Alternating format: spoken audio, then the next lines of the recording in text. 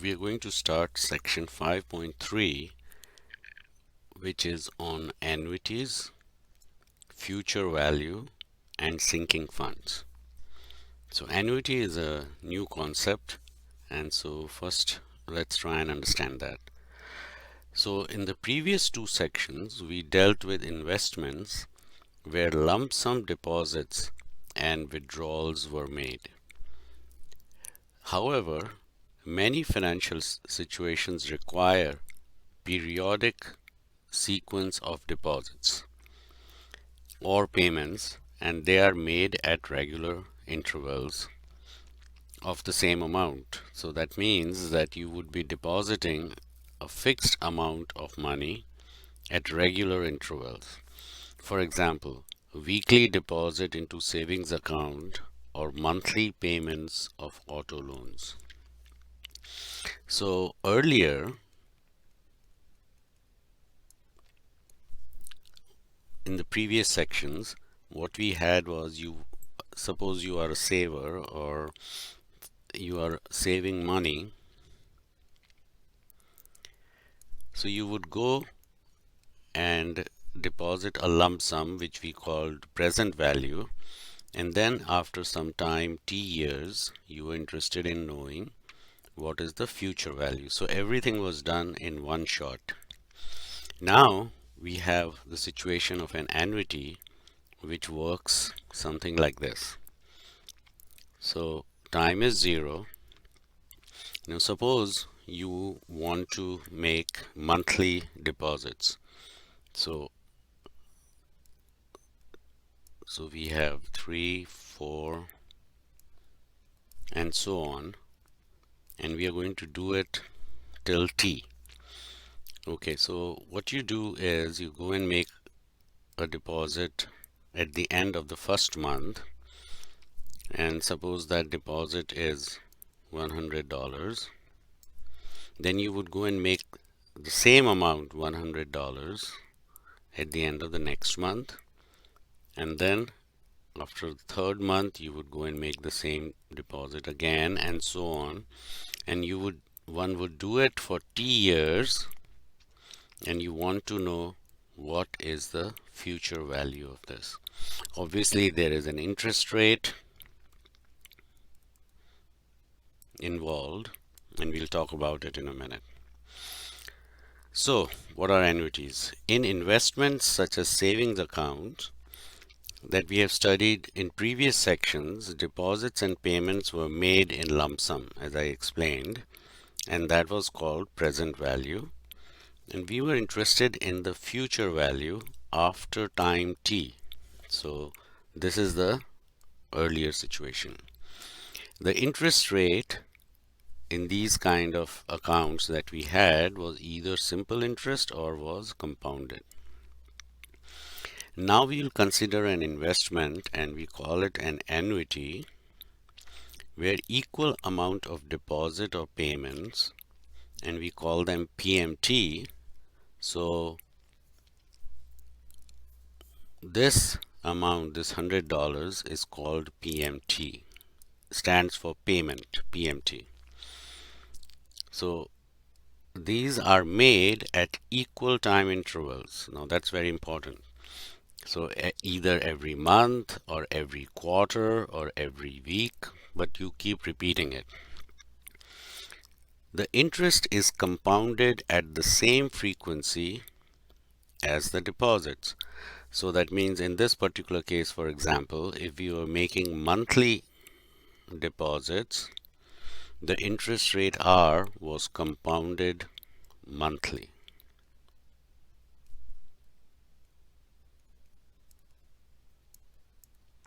If it was done weekly, then the compounding would be weekly. And now we are interested in finding the future value. So that is the idea. So let me redraw this picture. So time is 0, and the balance is also 0 in your account. Now after each period, we are going to deposit PMT amount, so $PMT, and after T years we want to know what is the future value. And R is the interest rate. Obviously, this is annual rate. And M is the compounding frequency, just like we had earlier in compound interest problems. So let's look at an example. So Mary deposits $100 into an account that earns 6% annually. She makes these deposits at the end of each month, and she does it for 5 years. Now the terms that are of importance here are PMT, which is periodic payment, which we agreed is $100. Interest rate, annual interest rate, which is 6%, and obviously written in decimal form. M is the frequency of payments, so that is 12 because it's done each month, and payments are made every month, and there are 12 months in a year. T is called the term of the annuity. That means for how long would Mary be doing this? So that's for 5 years. Now the interest is compounded at the same frequency as the payments. So we talked about it. So therefore now we have to find these two quantities. I'm sure you remember this from compound interest. N is the number of periods, which is 5 years, 12 months, so 5 times 12, 60 periods. That means N is our good old M times T. You would remember this formula. I is the interest rate per period. So that would be R divided by M. So I is R divided by M. And that is 0.005. And we want to find the future value of this annuity. So before we come to the formula in few seconds, let's pay attention to some important things. So first thing is that when the deposits and payments are made at the end of the period, that means end of the month, for example, these are called ordinary annuities. And in this particular course, we are only going to study ordinary annuities, so only ordinary. So you do everything at the end of the week, end of the month, end of the year, stuff like that. Second, the interest is compounded at the same frequency as the payments are made. So if the payments are quarterly, the interest rate is compounded quarterly. Third thing, the future value of the annuity, therefore, is the sum total of all the payments made, so whatever the money is put in, and the interest earned over the term of the annuity. So the math behind it is slightly sophisticated, slightly complicated, so we don't go into proving it, but if you do write it out, the formula turns out to be this. Now it looks slightly complicated, but of course you are going to have a formula sheet on which you would have all these formulas, so you don't have to memorize them. So the future value is PMT multiplied with this term. So you would take 1 plus I, raise it to the power n, subtract 1, and then divide this whole quantity by I. Okay, now that we know this formula, let's finish that question.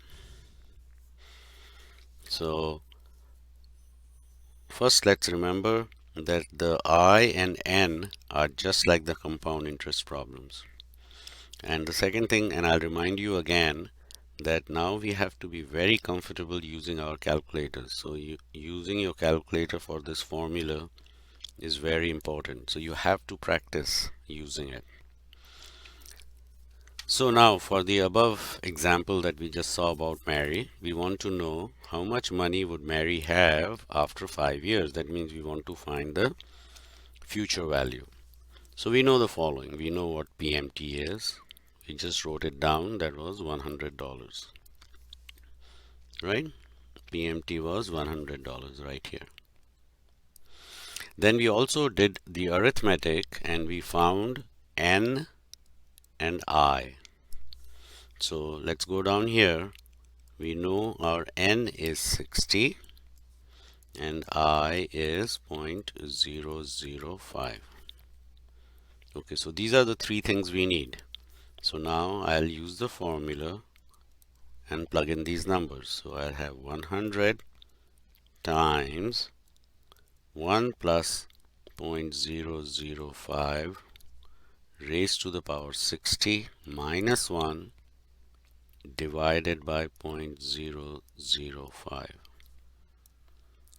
Now you have to become comfortable using your calculators to compute this stuff. A good suggestion is that first you can find this term. Don't write 100 multiplied by, just find this term first. Okay, if you do it, you put it in your calculator and you're going to get 69.77003. 5 decimals are more than enough to keep. Then PMT, this is still 100. So 100 times this, and that gives us 6977.00. So that means Mary is going to have $6,977 in her savings account at the end of 5 years. Now let's practice a very similar example. Most questions are very similar to finding the future value.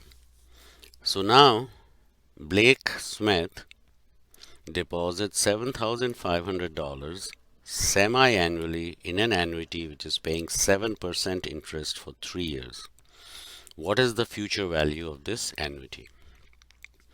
So now this is an increasing annuity, the kind where you are depositing money, we call them increasing annuity,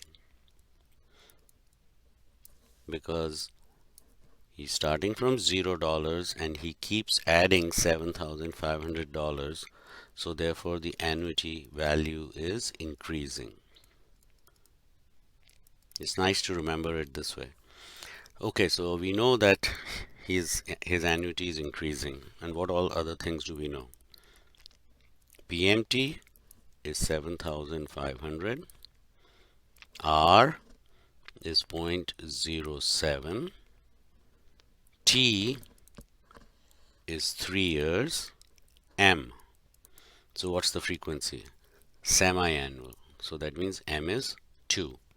The moment we have these three things, we can find N first.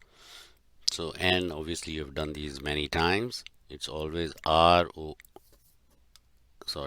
let's find I first. I would be R over M. So that's 0.07 over 2. So that's 0.035. Then you would find N.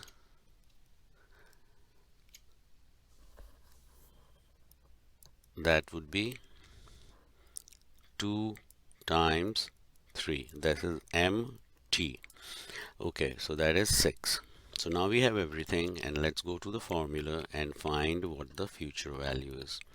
So future value is PMT times 1 plus I raised to the power n minus 1 divided by I. This whole thing is divided by I, okay? A lot of students make a mistake of how they write this and then they enter the numbers wrongly.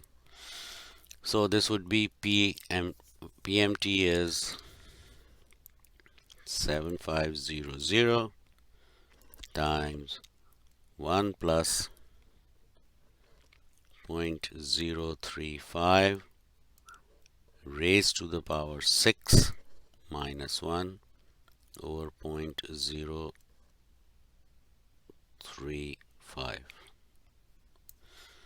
And as I had suggested earlier, it's always best to find this term first.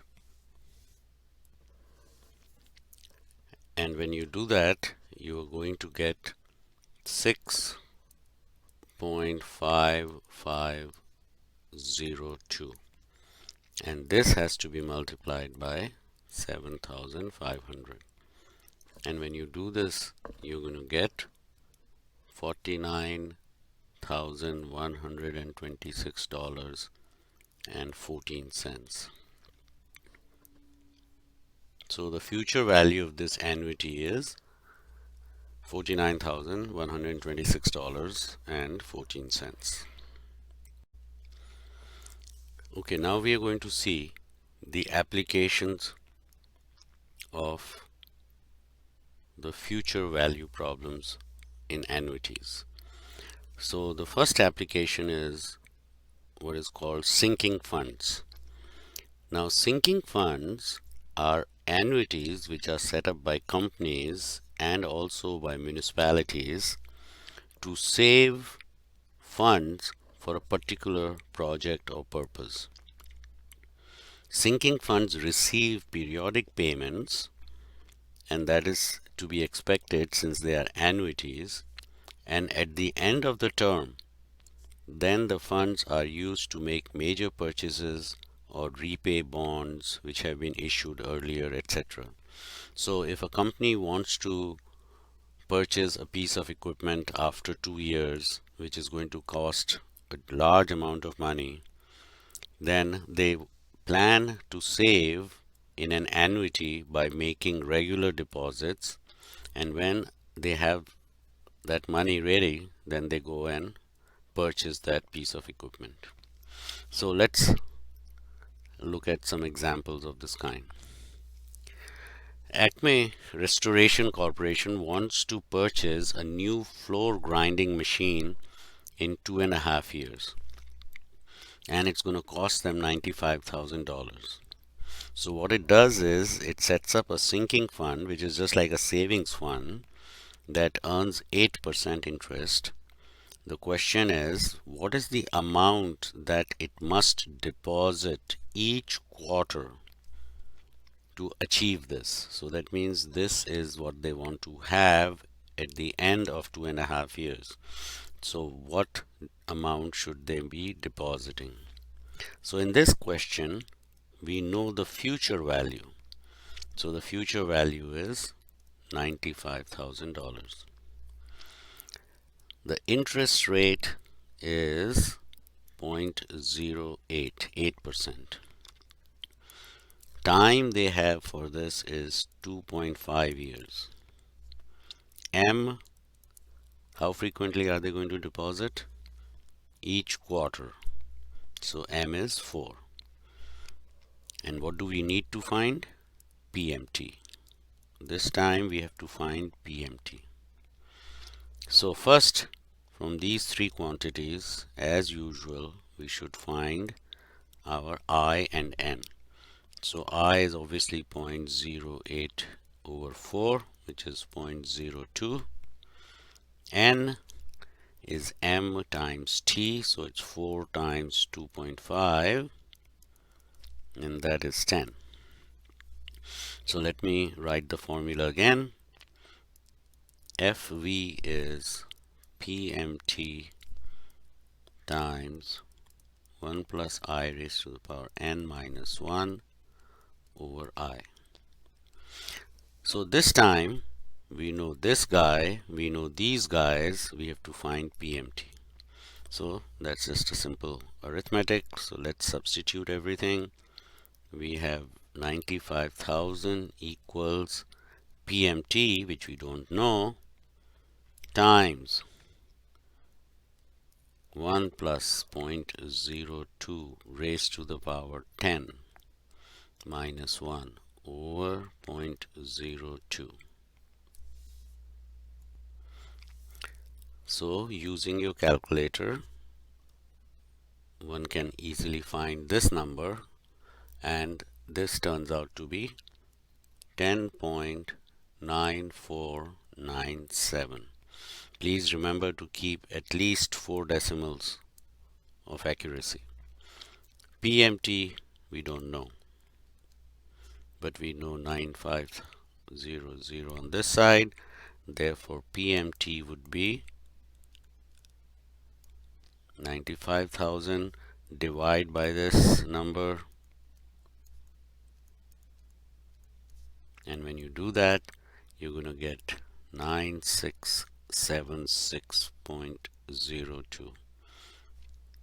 So that means this company must deposit this amount every quarter for 2.5 years, and then they will have this amount saved.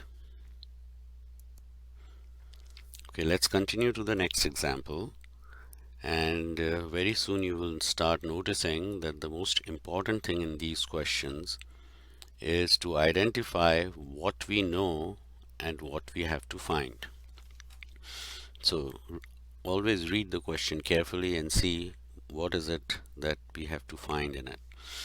So a company is setting up a sinking fund so that it can pay off some bonds that it has issued earlier. The company is going to deposit $11,000 at the end of each month in an account which is paying 3% interest, obviously compounded monthly because they're depositing each month. So the question is, how much money would this company have in this fund after 5 years? So notice that we have to find the future value this time. So we have to find future value because they want to know how much money they would have after 5 years. So let's see what we know. In this case, we know PMT, and that is $11,000. Okay, let's look for R. Do we know the rate? Yes, it's 0.03. Then how long is this for? 5 years. M is 12 because they're depositing every month. So from these three quantities, first find I, which is R over M. So that's 0.03 divided by 12, which obviously you can use your calculator and see it's 0.0025. N is M times T, so that's 12 times 5, which is obviously 60. So the question is, what is FV, future value? So that's a straight substitution in the formula, and we get 11,000 times 1 plus 0.0025 raised to the power 60 minus 1 over 0.0025, and using your calculator you're going to get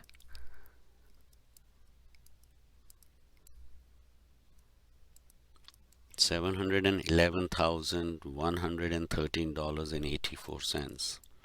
So this is what their sinking fund will have after 5 years. Now going from here to here is a matter of practice, and you have to practice quite a bit so that you're able to do these questions in a quiz and the exam. Let's continue with the second kind of application of this idea, and that is retirement savings. So Sam Robinson is advised that to maintain his desired lifestyle during retirement, he has to have this much saved at age 67. So by the time he retires at age 67, he has to have $1.2 million saved. He is 32 years old at this time, and so he opens an account which promises to pay 6% interest. How much should he deposit each quarter to reach his objective? So always see what is given to us and what is it that we have to find. So in this particular case, and this is a classic retirement savings problem, we know the future value. We know how much he has to have, and that is $1,200,000.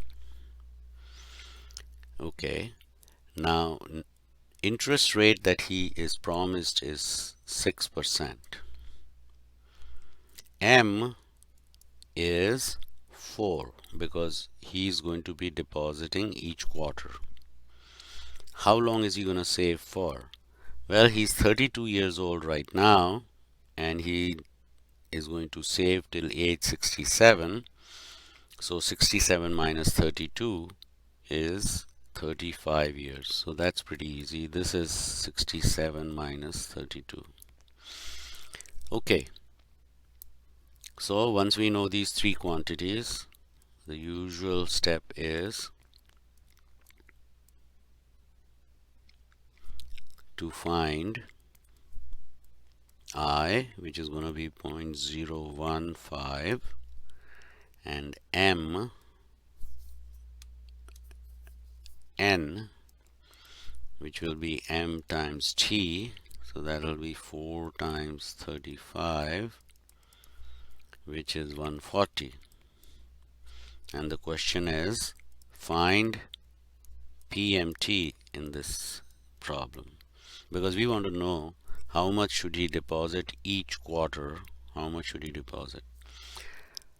Okay, so we know our formula very well now, so let's start. 1,200,000 is PMT, which we don't know, times 1 plus I, which is 0.015, raised to the power n, which is 140 minus 1 over 0.015.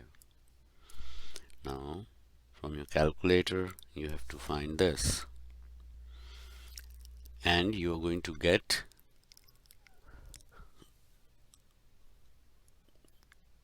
469.3208, and that is multiplied by PMT, and that should give you 1200000. So PMT would be this number divided by this, and when you do it, you're going to get $2,556.88. So that means Sam has to deposit this amount every quarter for 35 years, and if he does that, he's going to have 1.2 million saved for his retirement. Another similar example. James Crimson has a savings account with a balance of $25,000, to which he plans to add $500 every month. The account pays 6% interest. How much money would he have when he retires in 15 years? So he has 15 years to retire. But the first thing to notice the difference here from previous problems. What's the difference? If you notice, his bank already has a balance of $25,000. So his savings account has an initial balance. So the difference is that there's $25,000 already in the account. So in this question, there two things are happening. One is $25,000 earning interest for 15 years. And then the second thing is the annuity portion of it, where he's putting in $500 every month. So you have to do this question in two steps. So first part is this $25,000 earning interest. Well, R for this is 0.06, compounding is monthly, and this is going on for 15 years. So again, I is 0.06 divided by 12, and that is 0.005, and N is 12 times 15, so that is 180. So we can find the future value using the compound interest formula. Please remember that this has nothing to do with annuity. $25,000 are just sitting and earning interest for 15 years. So it is a lump sum problem where you have to find the future value of these $25,000. So that is simply 25,000 plus 1 plus 0.005 raised to the power 180. So this is from the previous section, straightforward application, and you get $61,352.34. So this is what $25,000 becomes in 15 years. Along the way, he is also depositing $500 every month. So PMT is 500, RMT, I, and N are all same. Same interest rate, same M is 12, time is 15 years, so everything is same there. Now we want to find what is the future value. So for this, we'll use the annuity formula.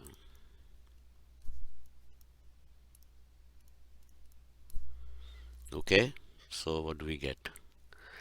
FV is, so let me write down the formula again. You've seen it many times now.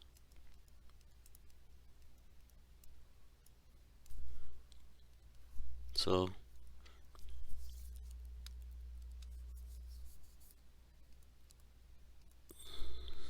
okay, so we have 500 times 1 plus 0.005 raised to the power 180 minus 1 over 0.005.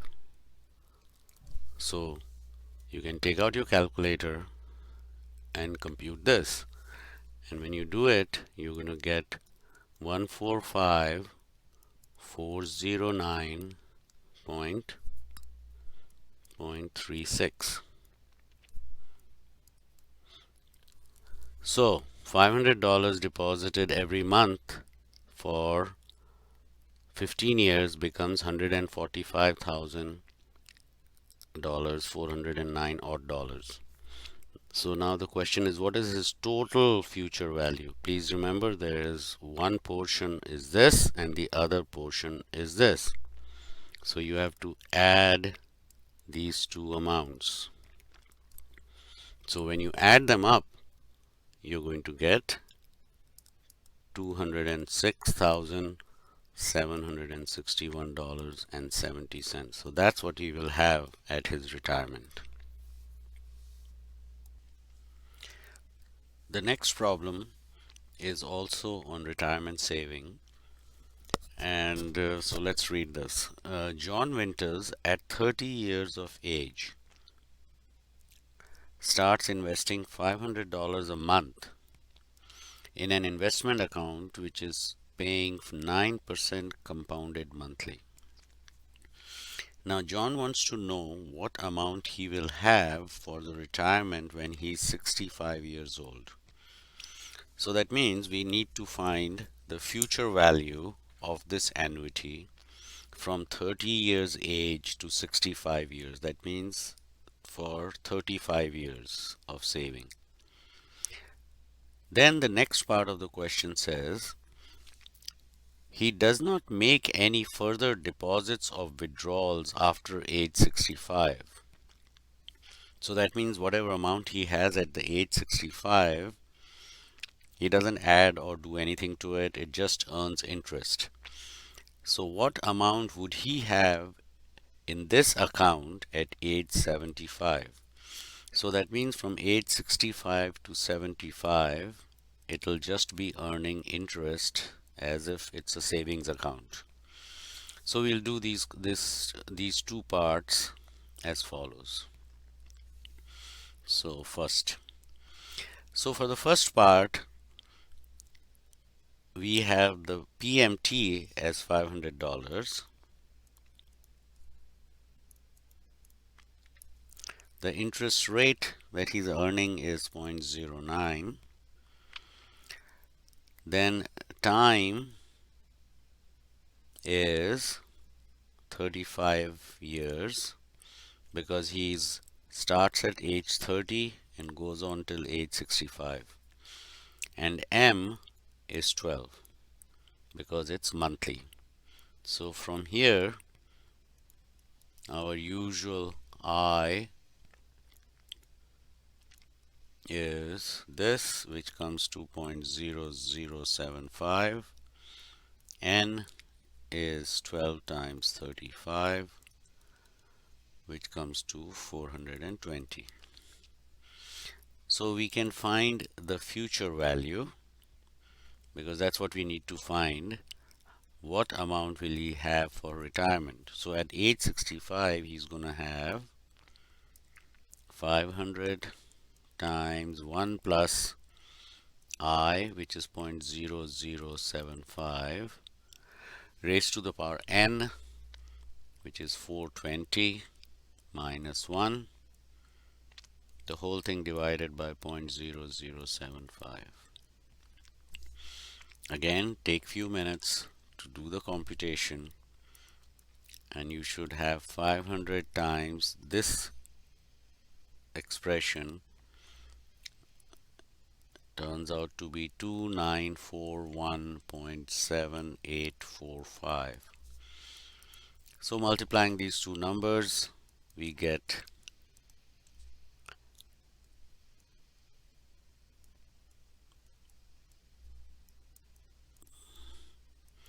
this. So $1,470,892.20. So this is what he's going to have at age 65. So he started at age 30 and we have reached age 65, so that was 35 years of saving. At this time, he has this amount. Okay, so this is this answer. The second part of the question says that this amount that he has at age 65 earns interest till age 75. So this is just compound interest problem.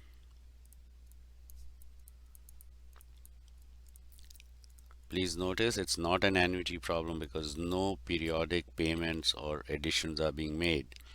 The amount is just sitting in the account and earning interest. So what is the present value for this? So the present value is this amount. So that's the most important thing to realize because that's what he has at age 65. Then I is the same what we had earlier. Time is 10 years. M obviously is 12. So N is 120. So now we want to know how much would he have at age 75. So how much would be the future value here? So future value for compound interest is simply this. So we're going to take this amount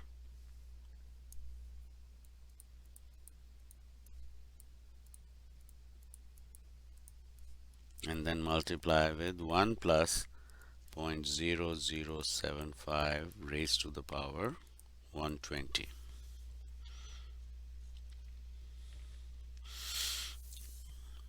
Again, use your calculator, and if you do this, then you will be pleasantly surprised that you're going to get $3,605,682.